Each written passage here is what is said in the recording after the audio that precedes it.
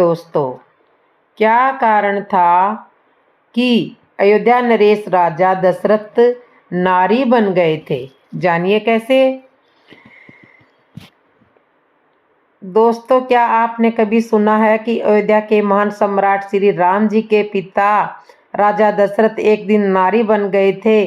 घटना किसी ग्रंथ में विस्तार से नहीं लिखी, लेकिन ऋषि और पुराणों की गुप्त कथाओं में इसका उल्लेख मिलता है। कथा आपको आश्चर्य में डाल देगी दोस्तों, सोचने पर मजबूर कर देगी। क्या सच में राजा अपनी ही देश से पराया हो आपको उसी अनसुनी कथा की यात्रा पर लेकर चल रही हूँ, जहाँ एक महान सम्राट को अपने कर्मों का अद्भुत फल मिला और जिसके पीछे छुपा था एक भयानक श्राप। अयोध्या के महल में उस रात राजा दशरथ सभा से उठ करके टहल रहे थे। उनके मन में बहुत ही विचित्र ख्याल आ रहे थे। रानी कौशल्या ने उनसे पूछा, स्वामी आप इतने व्याकुल क्यों हो? ठीक तो हो? तो राजा दशरथ ने लंबी सांस लेने के कहा कि एक घटना याद आ रही है जिसका बोझ मैं बरसों से उठाए जा रहा हूँ।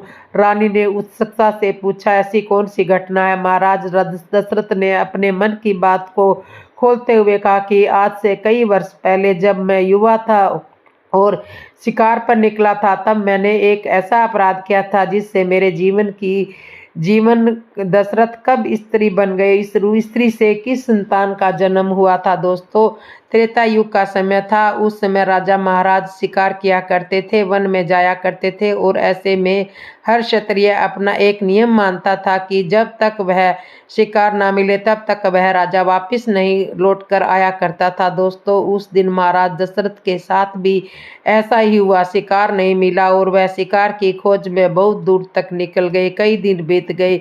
महाराज दशरथ अपने राज्य में वापस कई दिन तक नहीं आए और तभी उनको जंगल के बीच में एक सरोवर दिखाई दिया। वह सरोवर इंद्र की अप्सराओं के समान स्नान करने के लिए बनाया गया था और उसी की रखवाली विधाता ऋषि के पुत्र श्रृंग ऋषि की तपस्या में अपने तेज और तपस्या के सरोवर की ऐसी स्थिति पर कर दी थी। व्यक्ति पानी पीता हुआ, स्नान करता हुआ वह तुरंत स्त्री के रूप में परिवर्तित हो जाता था। दोस्तों, समय का खेल देखिए। महाराज दशरथ प्यास से के मारे व्याकुल अपने घोड़े को लेकर उसी सरोवर के पास पहुंच गए और पानी पीने के लिए गए तो उसी समय उनका शरीर स्त्री के रूप में परिवर्तित हो गया और महाराज दशरथ ने जब अपने शरीर को स्त्री के रूप में देखा तो वह बहुत दुखी हो गए और उन्होंने सरोवर के पास बैठ करके रोने लगे। उसी जंगल में महाराज रोमपाद, जो अंग देश के राजा थे, वह भी शिकार करने के लिए आए हुए थे। जब उनकी नजर एक सुंदर अप्सरा पर पड़ी तो राजा दशरथ रूपी स्त्री को देखकर वे रुक गए और उस स्त्री को देखकर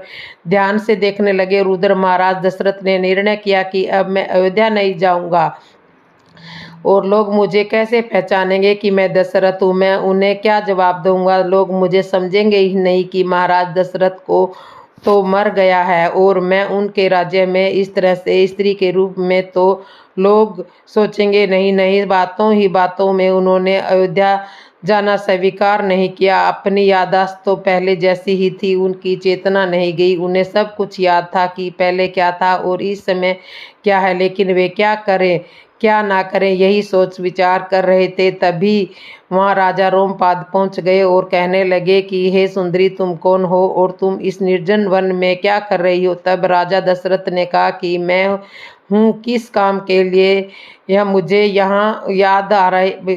सुंदरी, तुम इस वन में क्या कर रही हो? मेरे साथ महल में चलो। तब राजा दशरथ ने विचार किया कि मुझे इसी राजा के साथ जाना चाहिए। अगर मैं नहीं जाऊंगा तो मैं इस जंगल में क्या करूंगा? अगर मैं किसी दूसरे पुरुष के साथ लग गया तो मुझे जबरदस्ती यहाँ से ले जाया जाएगा और अपनी रानी बना लेगा। इस समय मेरा शरीर स्त्री के रूप में है। यह सोचकर उसने राजा दशरथ के साथ रोमपद के साथ अपने उनके महल में जाने के लिए तैयार हो गए और कुछ दिन के बाद उनसे एक पुत्री का जन्म हुआ और उसका नाम उन्होंने शांता रखा था। जब वह सूचना मिली कि शिकार खेलने के लिए वन में गए थे और महाराज वापस नहीं आए तो राजा दशरथ की रानियां चिंता करने लगी। तब रानियों ने गुरु वशिष्ठ जी को बुला करके उनसे, गुरुदेव, महाराज दशरथ शिकार करने के लिए गए थे और अभी तक वापस नहीं आए। एक समय बीत गया लेकिन महाराज वापस नहीं आए। तब मुझे बहुत चिंता हो रही है। गुरु वशिष्ठ जी महान ज्ञानी थे। उन्होंने रानियों को धीरज बंधाते हुए मंत्रियों को बुला करके कहा कि मंत्रियों से विद्वान मंत्री आर्य सुमंत थे। आर्य सुमंत को उन्होंने राजा दशरथ की खोज करने के लिए भेजा। एक छोटी सी सेना की टुकड़ी लेकर के सुमंत जी महाराज दशरथ की खोज में निकल पड़े। वह राजा दशरथ के घोड़ों के टाप को देखते हुए कुछ दिनों के बाद आर्य सुमुत में ही जा करके पहुंच गए जहां वह सरोवर था। राजा दशरथ के घोड़े के टापू का निशान वहीं पर जा करके खत्म हो गया। तब आर्य सुमित ने विचार करके राजा दशरथ सुमंत ने कई गाथाओं